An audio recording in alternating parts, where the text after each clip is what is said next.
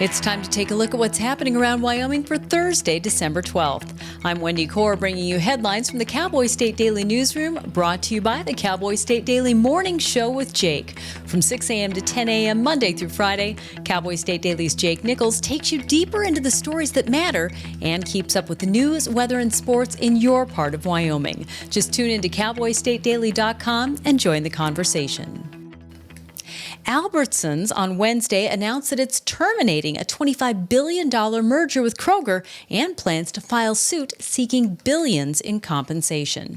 The merger collapse comes one day after a state judge in Washington and a federal judge in Oregon temporarily blocked the deal in a suit filed by the Federal Trade Commission and several states, including Wyoming.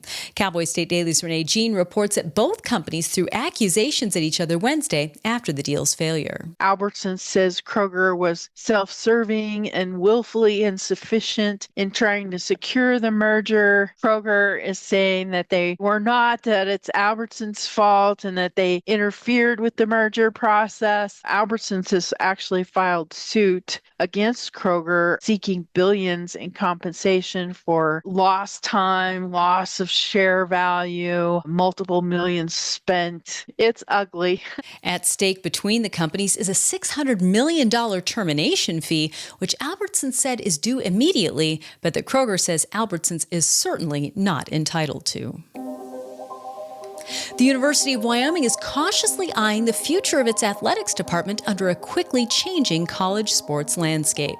UW is requesting a one-time payment of $1.5 million from the Wyoming legislature in its supplemental budget request to help support the school's athletics department moving forward. Cowboy State Daily's Leah Wolfson reports that the request comes as a result of a $2.7 billion settlement the NCAA made in October with thousands of current and former Division I students who are seeking compensation tied to their athletic services and commercial use of their names, images, and likenesses. UW is going to have to try to find ways to raise money to try to pay the bills it needs to pay and be able to get in the athletes it wants to get in to its teams, whether that comes down to raising money for NIL or other benefits. The fact that it's seeking out money from the Wyoming legislature shows that the legislature is probably going to play some kind of role in this if they want the UW athletics program to remain competitive. UW President Ed Seidel said the Mountain West Conference, of which UW is a member, has been holding emergency meetings at an increasing frequency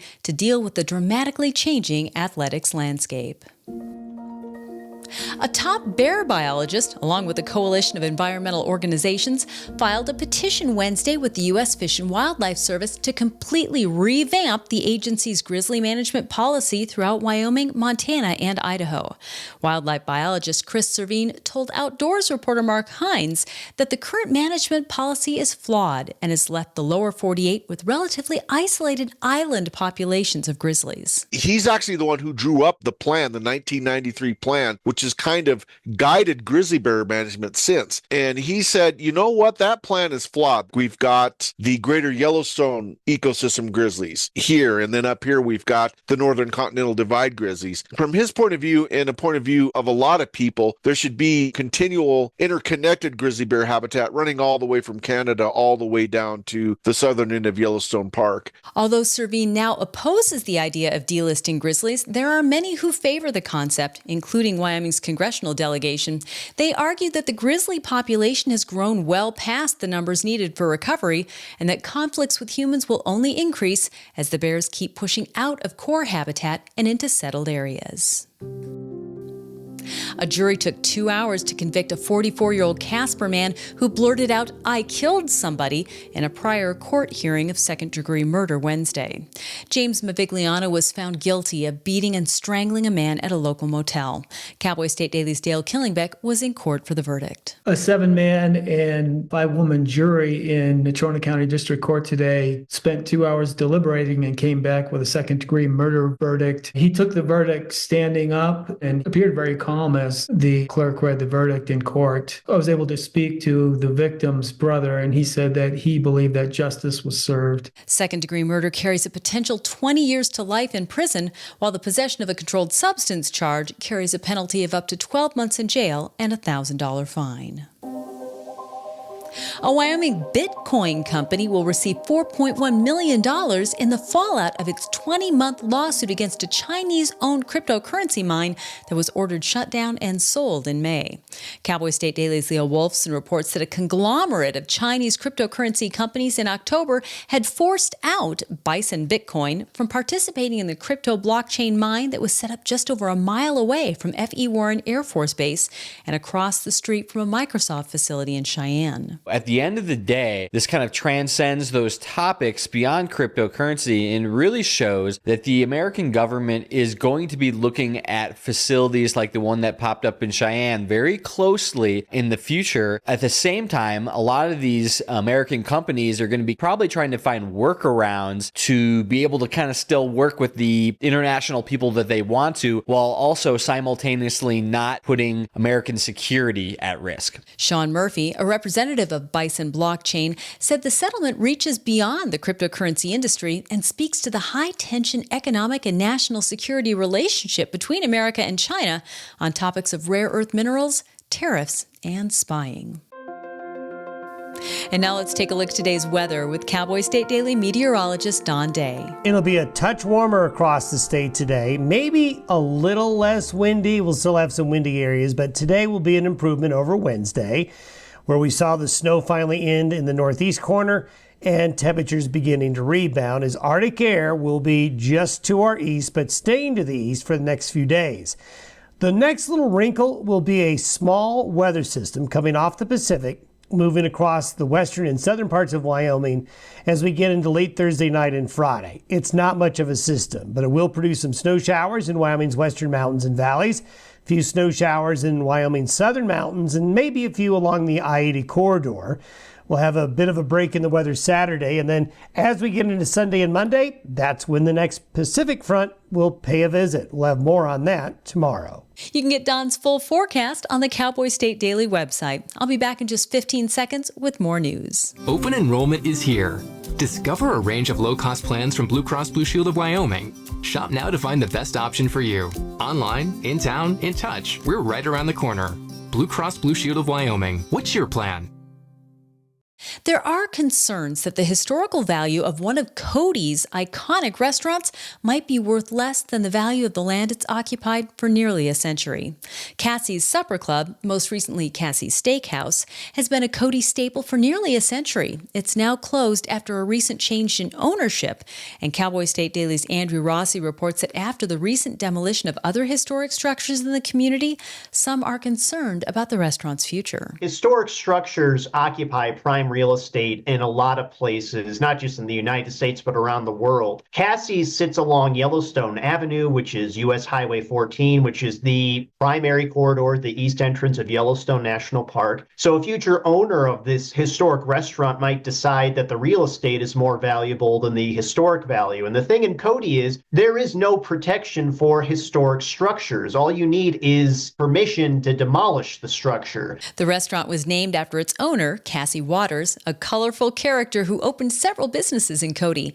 Her entrepreneurship extended to at least one house of ill repute in downtown Cody, which might explain why she built her restaurant outside city limits and reputedly offered the same services there during its early years. Wyoming cities and towns could get more say about the gambling that happens in their communities if a bill advanced by the Joint Appropriations Committee Tuesday passes in the upcoming legislative session. Cowboy State Daily's Leo Wolfson reports that the bill would allow city and town governments to have a say on whether simulcasting permits for historic horse racing machines are allowed in their communities. Currently, counties have full say over this, whether it happens within the municipal jurisdiction or not. And this would kind of at least provide some balance to the dynamic, although counties would still have the ultimate say in approving or disapproving these facilities. Legal gaming attached to horse racing has exploded in Wyoming in recent years and is now a $2 billion industry. A speeding truck driver from Illinois is accused of deliberately sideswiping a man's pickup and disabling it on the highway west of Gillette. The Campbell County Attorney's Office has charged the tractor-trailer driver, 32-year-old Alexander Tuttle, with aggravated assault, which is a felony punishable by up to 10 years in prison. Cowboy State Daily's Claire McFarland reports that the victim and eyewitness statements, plus the evidence on scene, led investigators to implicate Tuttle as the person at fault. The witness characterized it like Tuttle was just trying to get around everyone and trying to go faster than everyone, and then rammed into the guy in the truck that was in the right lane and got wedged onto the sidewalk. And we also know, based on the trooper's report, that the debris indicated the initial impact happened in that right-hand lane. So whereas Tuttle is saying, no, he veered in the left-hand lane, smashed me, the trooper said, well, looking at the debris, it looks like the initial impact happened in the right-hand lane. Tuttle's case rose to Campbell County District Court on Monday. His arraignment is set for December 17th. And eagle nests can be jaw-droppingly huge, big enough for several people to sit in, and they don't get that big overnight. One popular photo shows a Park Service ranger sitting in an eagle's nest, which is big enough for several more rangers to join him. Cowboy State Daily's Mark Hines reports that such supersized nests are hardly unheard of. I talked to a couple of raptor experts here in Wyoming, and yes, eagle nests really do get that huge. They get 1,000 pounds, a ton. There was one that just recently finally blew over in Montana that was over 18 feet tall. So they get gigantic, but the reason is sometimes it takes generations of eagles to build those things. The one in Montana I mentioned that just blew over, they did some carbon dating. Some of the sticks in that were 400 years old. Although both common types of eagles in Wyoming build gigantic nests, the materials and locations they choose vary.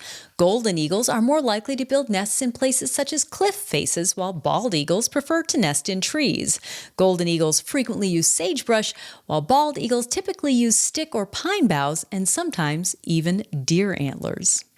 And that's today's news. Get your free digital subscription to Wyoming's only statewide newspaper by hitting the daily newsletter button on cowboystatedaily.com. And you can watch this newscast every day by clicking subscribe on our YouTube channel. And don't forget to drop in on the Cowboy State Daily Morning Show with Jake Nichols, Monday through Friday from 6 to 10 a.m. Thanks for tuning in. I'm Wendy Corr for Cowboy State Daily.